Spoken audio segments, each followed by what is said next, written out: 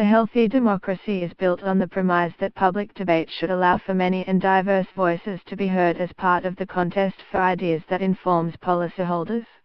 If Australians want this to be the case, the current state of play offers 3 reasons for concern. NGOs are self-silencing.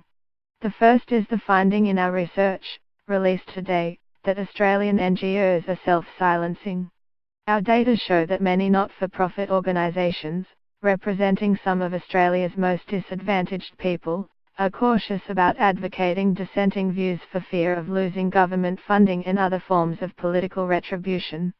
Of the 1,462 senior representatives of Australian NGOs surveyed, more than half think our political culture is not encouraging of political debate. The survey identified the barriers to being heard included: more than 80% of respondents have deductible gift recipient (DGR) status.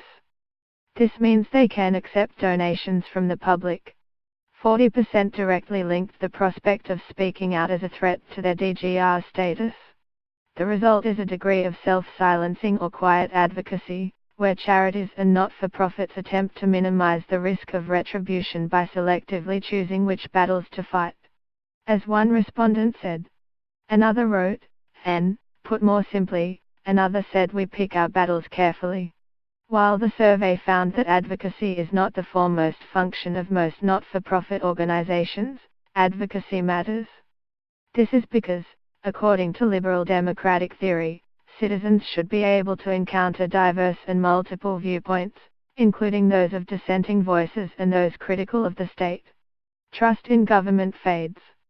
Spanish sociologist Manuel Castells reminds us that, in a democracy, the relationship between the state and civil society is key, because, in other words, democratic representation is called into question. This might go some way to explaining falling levels of public trust in government in many developed democracies, including Australia. In 2016, the ANU's long-running Trends in Australian Political Opinion survey found that 74% of respondents believed people in government look after themselves. This was up from 66% in 2013. Our study had a similar finding. 71% of NGOs said people in government are more likely to look after themselves than be trusted to do the right thing. But our findings were less bleak than the benchmark survey of the NGO sector undertaken in 2004. It found that NGOs felt the government was undermining their credibility, shutting them out of civic discourse, defunding, or threatening to defund organizations that were considered uncooperative, and micromanaging NGO activities by dismantling peak bodies. Those historic findings have not so faint echoes of a second cause for concern: the Turnbull government's recent appointment of Gary Johns to head the Australian Charities and Not-for-Profits Commission, ACNC. Further reading: charity regulators should not assume that donors always know best.